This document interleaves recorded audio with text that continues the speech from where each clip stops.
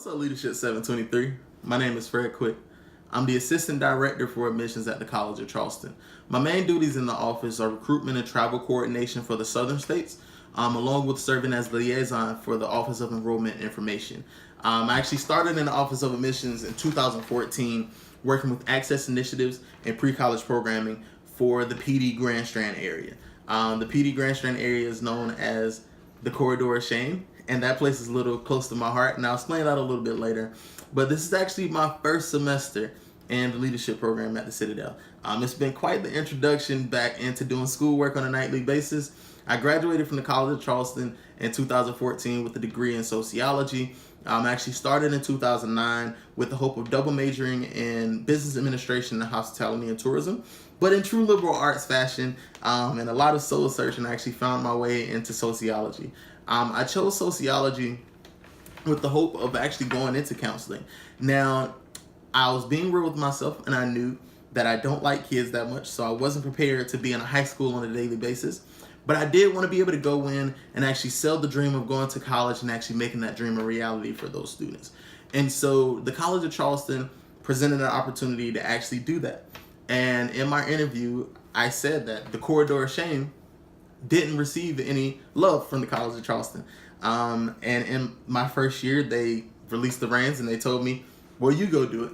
And in my first year, we've seen about a 40% increase in enrollment from that area.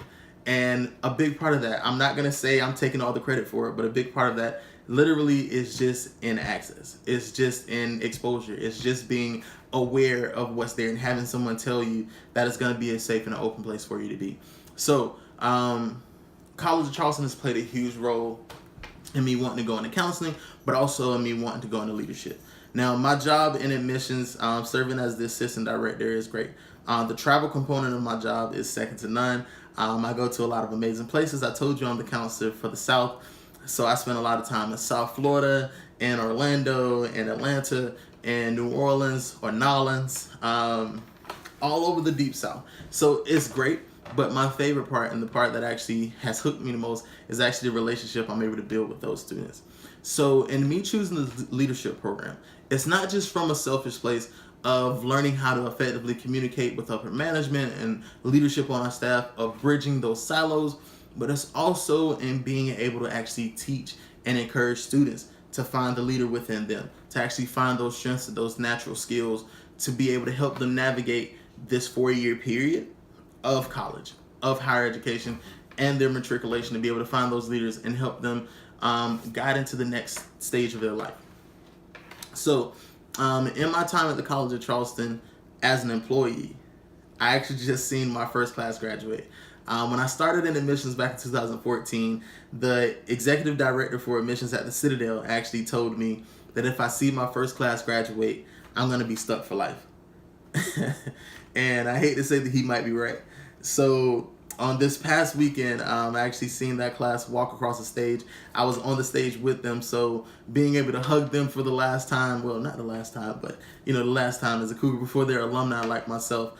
But seeing them go from high school seniors who had the whole world at their fingertips, who didn't know exactly what they wanted to do, who got on campus and came straight to my office, whose parents would call me to make sure they were okay, who would sit in my office and vent, would ask for assistance, actually looking for internships, writing those letters of recommendation, and actually seeing them navigate their teens and their early 20s, and actually seeing the world that's available to them next.